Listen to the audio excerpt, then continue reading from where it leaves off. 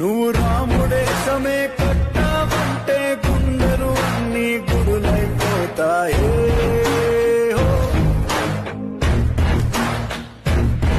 నువ్వు కృష్ణుడల్లె తెర మీదకి వస్తే వెన్న ముద్దలై కరిగెను హృదయాలే.